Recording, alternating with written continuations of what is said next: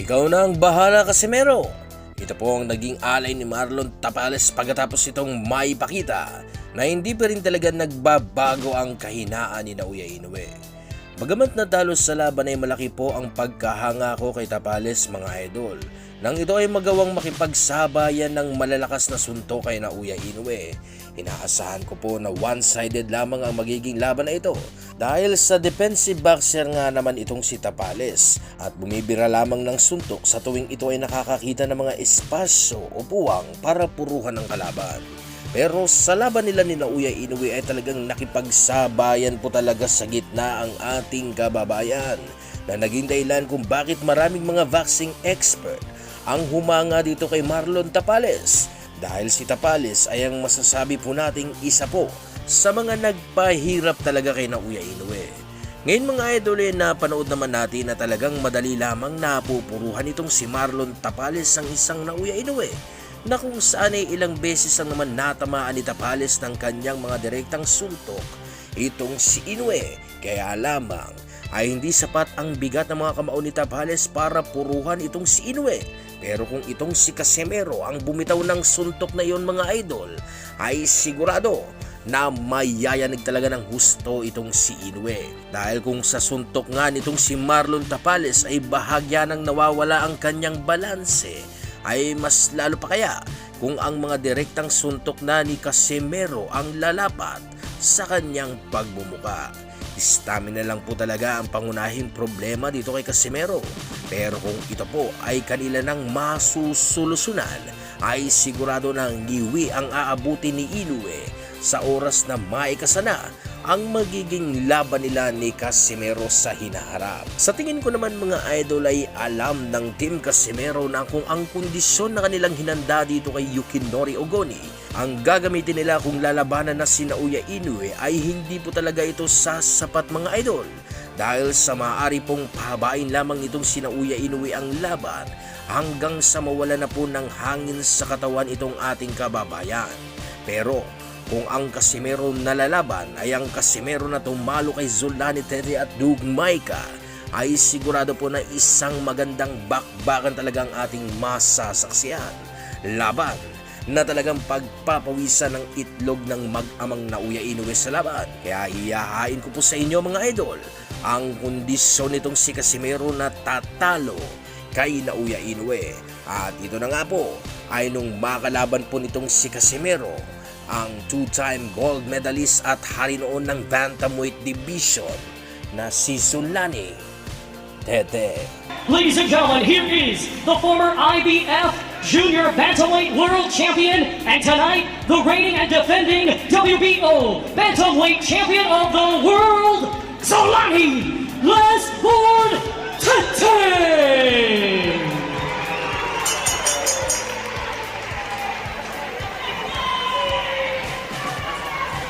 Okay, for cold break, boys, you take one step back.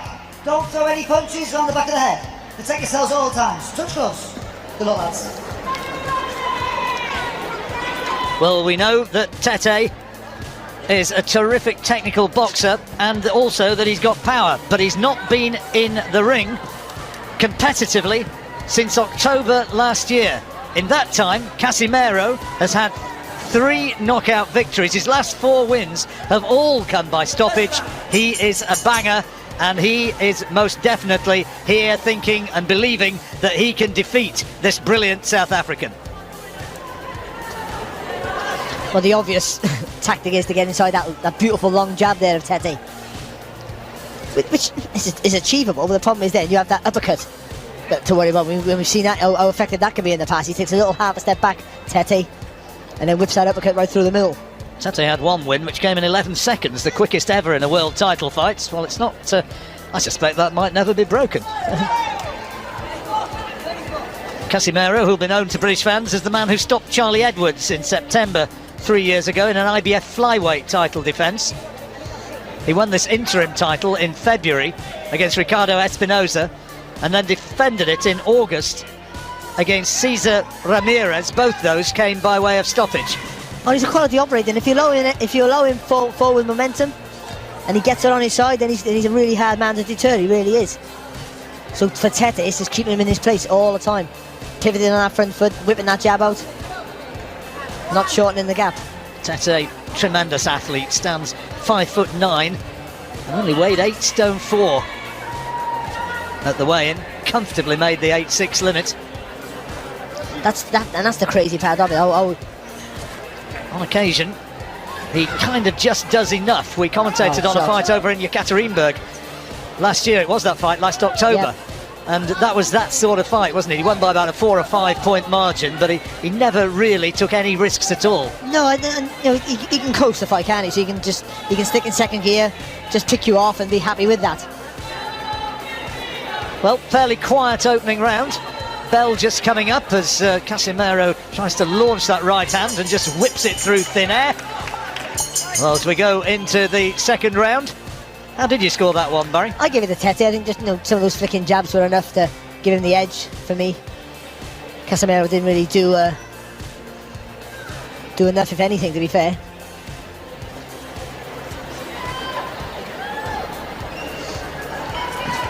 Quiet sort of opener, wasn't it? Test will come when Casimero lands one of those big punches, or when he fully commits to an attack. He's jumped into a few attacks, but I don't think he's been fully committed. And when he does that, if he can be effective, or if Tete can read it, and as we said earlier, whip that uppercut on the target. Casimero promoted by the legendary Manny Pacquiao. Sean Gibbons representing the little master over here. I think he's the chief executive officer or something of Pacquiao Promotions. Or something. Yeah, well, it's a significant job, you know.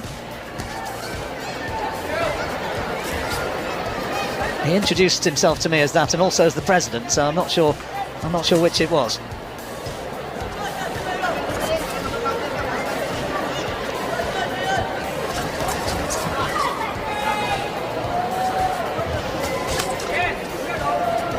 Again, Casimero got too much experience just to rush in because he knows he'll walk on the shots, but also with him not doing that means he's not being remotely effective. And even though Tete's not doing enough, he should be doing a lot more with that right jab, to be fair. Tete just looks huge in comparison to Casimero. That's an advantage he always has over pretty much every fight that he's faced. Talked about moving up in weights, that might happen at some point, and I guess another option, talked about Inoue, but Rigondo, the Cuban, is fighting Liborio Solis for the regular WBA title. That's coming up in about 3 weeks, and Tete's talked about fighting Rigondo, or as he's correctly pronounced with the Spanish accent, Rigondao. And look, two absolute geniuses, but it could also be a stinker of a fight, because they might just both be looking at each other. Could be a chess match, couldn't it? Each other to make the first move, yeah. Which this is a little bit at the moment. Yeah, it is. You know, and again, Casimero's trying to attack, but short little right hand there. I thought it was half a head as well.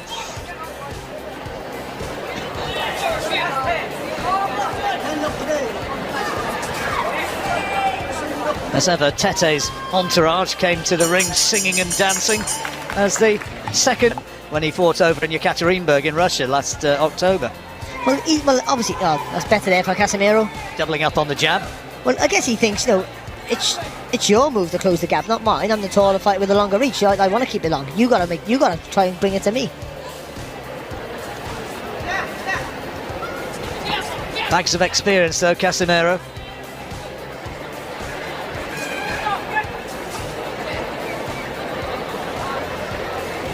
Got a record of 5 wins and 2 defeats in world title fights.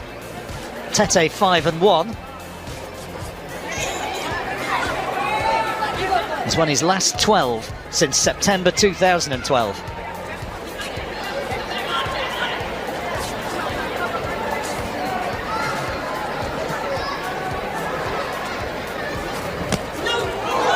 Oh, Casimero got him. He's got him with a now. He's given it. He's got him with a body shot. Was it? No, it was on the chin. It was a short right hook to the chin. And he's in trouble. He's all over the place. He's in real trouble. Tete's in a lot of trouble, and the referee wants to look at him. He's allowing it to continue, but referee asking, is he okay?